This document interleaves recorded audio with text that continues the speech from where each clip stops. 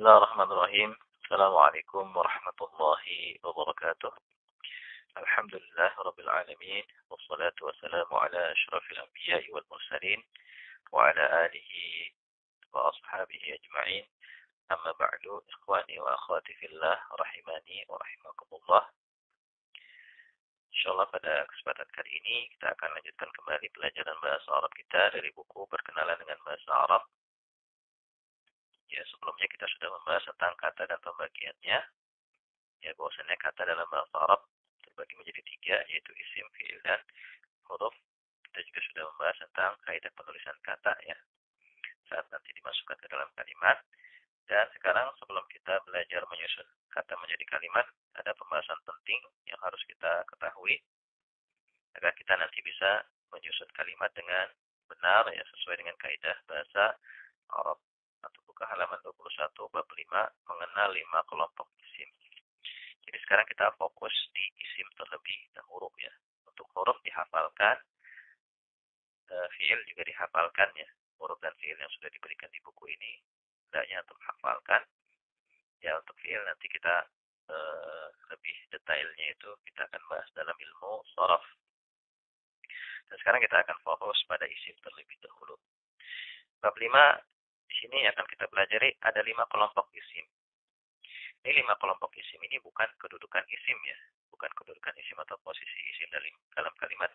Ini hanya pengelompokan isim biasa ya, untuk bekal kita nanti menyusun kalimat agar bisa benar ya, sesuai dengan kaidah bahasa Arab.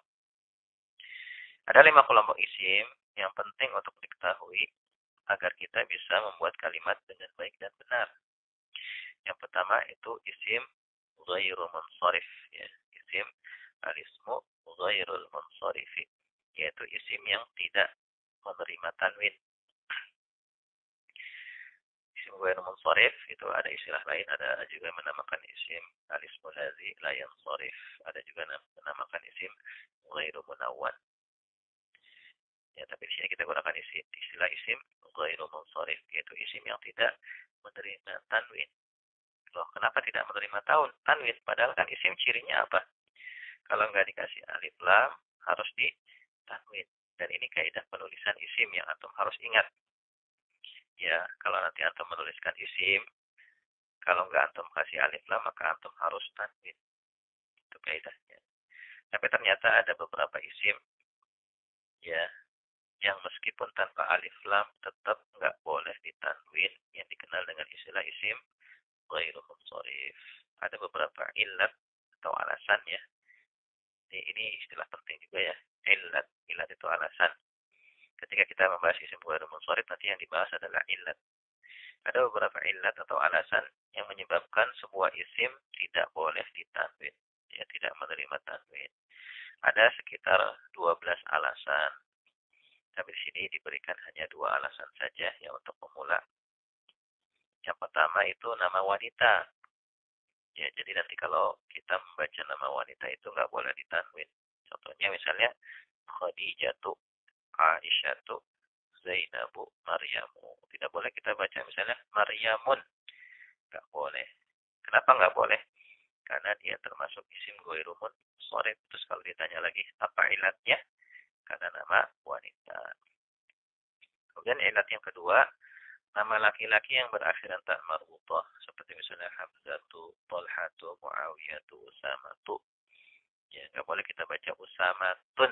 Kenapa nggak boleh?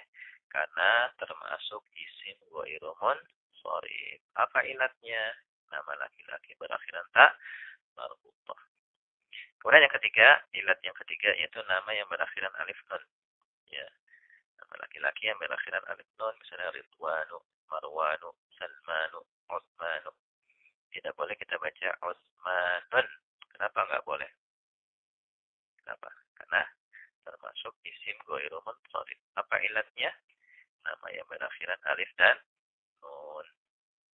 Kemudian ada catatan tambahan di sini, isim ghairu munsharif jika diawali oleh huruf jar, maka harokat akhirnya menjadi fathah, bukan kasrah. Ingat ini baik-baik.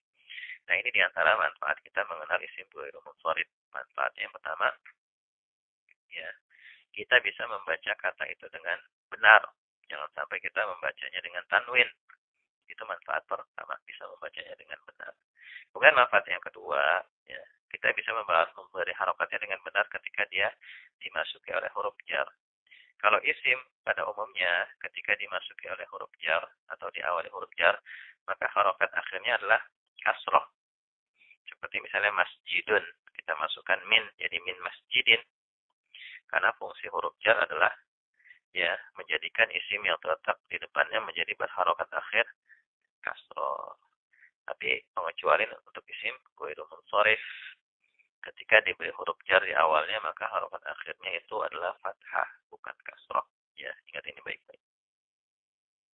Kemudian kelompok isim yang kedua dan ketiga sekaligus itu adalah isim ditinjau dari jenisnya. Ada isim muzakkar, ada isim muannas. Isim muzakkar itu maksudnya isim yang berjenis laki-laki. Dan isim muannas itu isim yang berjenis wanita. Ya, sebelumnya kita sudah bahas definisi isim. Ya, definisi isim kan kata yang menunjukkan 8 hal. Manusia, hewan, tumbuhan, benda mati, dan seterusnya kan gitu ya. Nah, kalau manusia dan hewan, jenisnya itu jelas ya, ada laki-laki dan ada wanita. Tapi bagaimana dengan benda mati? Masjidun, masjid, atau jawalun, HP. HP kan benda mati, tidak punya jenis kelamin. Bagaimana kita membedakan dia itu muzakkar atau muannas? Nah, di sini penjelasannya, untuk bisa membedakannya, kita harus kenali terlebih dahulu kelompok isim muannas. Jadi pegangan kita adalah isim muannas. Ya, untuk membedakan jenis isim. Selain kelompok muannas, bisa digolongkan ke dalam kelompok isim muzakkar.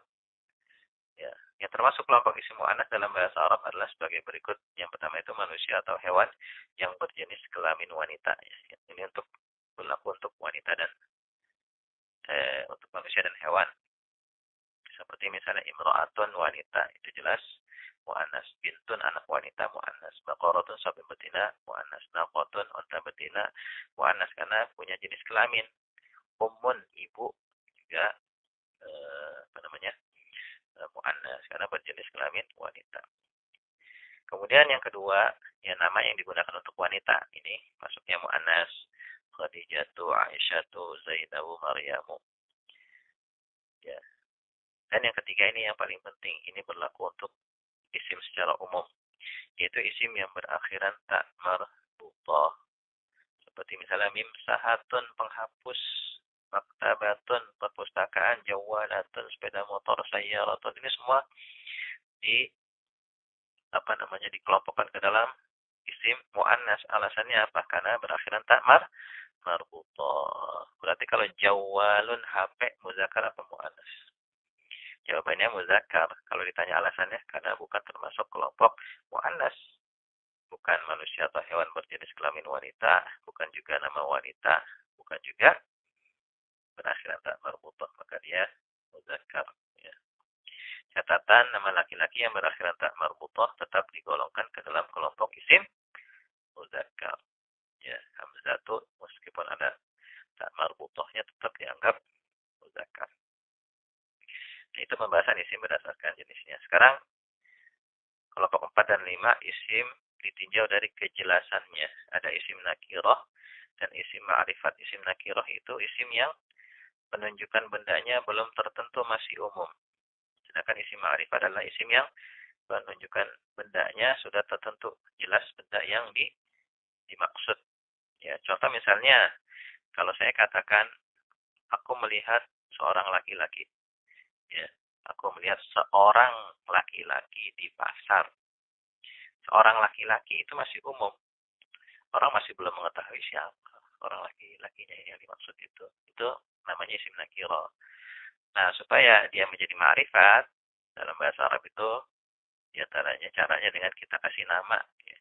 Misalnya laki-laki itu si Muhammad. Misalnya saya melihat si Muhammad di pasar. Nah, berarti sudah ma'rifat, sudah tertentu. Kalau disebut nama sudah tertentu. Dan ada nanti ya, untuk menjadi ma'rifat ada lagi caranya di sini yang akan dijelaskan.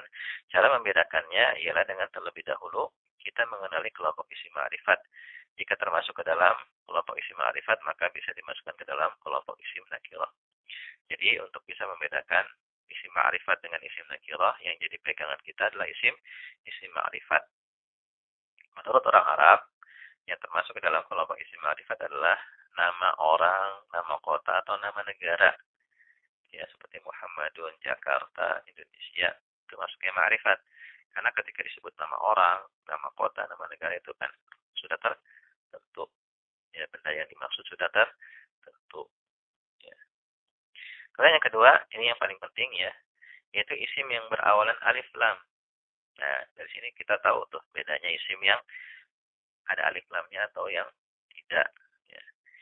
Sehingga nanti dalam penerjemahannya biasanya diberi tambahan ini atau itu untuk menunjukkan bahwa benda yang dimaksud sudah jelas. Seperti ar-rajulu, laki-laki itu, al-qalamu, pulpen itu, al-kitabu, kitab itu. Ya, seperti misalnya saya tinggal di sebuah perumahan gitu ya. Nah, kemudian saya katakan kepada teman, saya mau pergi ke masjid. Maka nanti pakai alif lam. Saya ingin pergi ilal masjid, ke masjid. Dan orang yang diajak bicara itu sudah tahu masjid yang saya maksud itu masjid itu masjid yang ada di kompleks saya.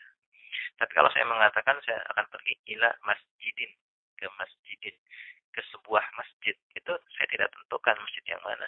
Belum tentu saya ke masjid yang itu, bisa jadi ke masjid yang lain. Itu bedanya nakirah dengan ma'rifat. Misalnya zahaba aliyun ila masjidin. Zahaba aliyun ila masjidin. Ali pergi ke masjidin, ini nakirah. Ya, kenapa nakirah? Karena bukan termasuk ma'rifat, bukan nama orang, bukan juga isim berawalan alif lam, maka dia nakirah. Maka kita terjemahinnya nanti ke sebuah masjid. Ke sebuah masjid yang mana? Wallahu a'lam. Enggak tahu karena nakirah di situ.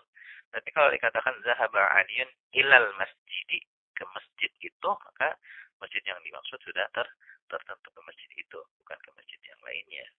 Ya. Dan biasanya sudah diketahui antara orang yang orang yang diajak bicara. Ya. Ketika kita lagi ngobrol sama teman di perumahan, di komplek rumah kita, tiba-tiba terdengar azan, terus kita mengatakan ke masjid ya. Maksudnya masjid yang dimaksud itu masjid yang sudah tertentu. Kemudian ada catatan tambahan, di antara manfaat dari mengenal 5 macam isim ini adalah di antaranya ketika kita hendak mensifati sebuah isim, kaidahnya sifat dan yang disifati harus sama. Jenis dan kejelasannya harus sama-sama muzakkar atau sama-sama muannas. Kejelasannya juga begitu, harus sama-sama ma'rifat atau harus sama-sama nakirah. Contoh, Nasara telah menolong Hamzatu, si Hamzah, as-salihu yang salih itu, imro'atan seorang wanita, salihatan yang salihah. Ya. Di situ Hamzatu ma'rifat, maka sifatnya as-salihu juga harus ma'rifat. Kita kasih alif lam. Tapi imro'atan di situ nakirah. Maka sifatnya juga harus nakirah, enggak ada alif lamnya. Tapi jenisnya harus sama. Hamzatu jenisnya muzakkar ya, meskipun ada ta' marbuthahnya, tapi kan ya pengecualian, termasuk muzakkar tetap, maka sifatnya juga harus muzakkar. Tapi imro'atan karena dia muannas, ada ta' marbuthahnya dan juga berjenis kelamin wanita, maka sifatnya juga harus muannas salihatan. Ini diantara contoh ya penerapan dari kita mengenal 5 kelompok isim ini, nanti supaya kita nanti ketika menyusun kata menjadi kalimat itu bisa tepat ya, sesuai dengan kaidah bahasa Arab. Ya, demikian ya pembahasan kita kali ini. Semoga bermanfaat ya. Silakan untuk kerjakan latihannya tanpa melihat kunci jawabannya terlebih dahulu ya. Wallahu a'lam bishawab. Subhanakallahumma bihamdika asyhadu an la ilaha illa anta astaghfiruka wa atubu ilaik. Assalamualaikum warahmatullahi wabarakatuh.